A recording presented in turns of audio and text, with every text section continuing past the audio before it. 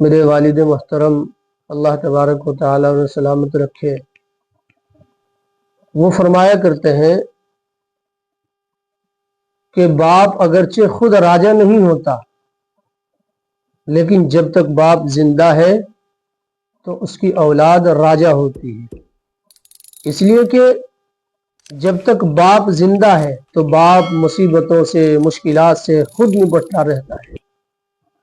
بچوں کو ہوا تک نہیں لگتی، انہیں خبر تک نہیں ہوتی کہ ہمارے گھر میں کیا کچھ چل رہا ہے، پریشانیاں آ رہی ہے یا خوشحالی والی زندگی ہے، انہیں کوئی خبر نہیں ہوتی۔ اس لیے کہ باپ ان ساری چیزوں کو اپنے اوپر لیتا رہتا ہے، ان ساری مشکلات کا سامنا خود کرتا رہتا ہے۔ گویا باپ ایک طرح کی ڈھال ہے، ایک طرح کی بڑی مضبوط دیوار ہے، مصیبتیں آتی ہیں اور اس سے ٹکرا کے پیچھے ہٹ جاتی ہیں، بچہ اس کے سائے میں بچہ اس کے نتیجے میں محفوظ رہتا ہے۔ باپ جو ہے ایک سایہ دار درخت ہے، جس کے سائے میں اولاد پروان چڑھتی ہے، اپنی زندگی کا سفر جاری رکھتی ہے اور اسے مشکلات کا علم نہیں ہوتا۔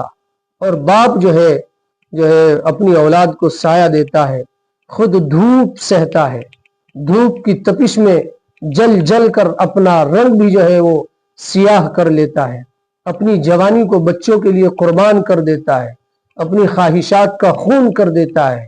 یہ باپ ہے۔ اس لیے کسی نے کہا کہ ماں باپ کے سائے کی ناقدری نہ کر، ماں باپ کے سائے کی ناقدری نہ کر، دھوپ کاٹے گی بہت جب یہ شجر کٹ جائے گا۔ اور اسی لیے کسی نے کہا جب باپ ہو ساتھ تو مشکل نہیں کوئی، جب باپ ہو ساتھ تو مشکل نہیں کوئی، وہ سایہ ہے، وہ ڈھال اولاد کے لیے۔ اس لیے جن کے والدین زندہ ہیں، جن کے والد محترم زندہ ہیں، جن کا باپ زندہ ہے، انہیں چاہیے کہ وہ اپنے باپ کی قدر کریں۔ والد صاحب فرمایا کرتے ہیں کہ جب تک باپ زندہ ہے اولاد راجا ہے۔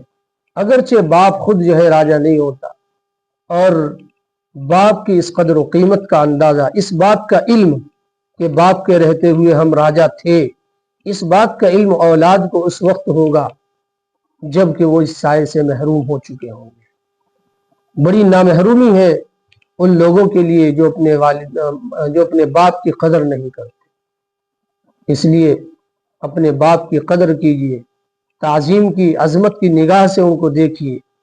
شریعت میں ماں کے 3 حصے بتلائے گئے، 3 حق بتلائے گئے، لیکن باپ کی تعظیم کا حکم دیا گیا کہ باپ کے سامنے باپ کی عظمت زیادہ ہونی چاہیے، باپ کا احترام زیادہ ہونا چاہیے۔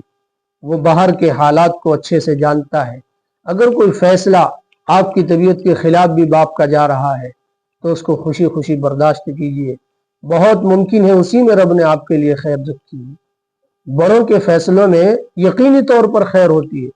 ہم بھی خود دیکھتے ہیں کہ ایک لوگوں نے اس طرح کی اپنی مثالیں سنائی ہیں کہ ہمیں اس وقت میں لگتا تھا ابو جی نے کیا فیصلہ کر دیا ہے، ہم دل ہی دل میں ناراض تو ہوئے لیکن ابو کو کچھ کہا نہیں۔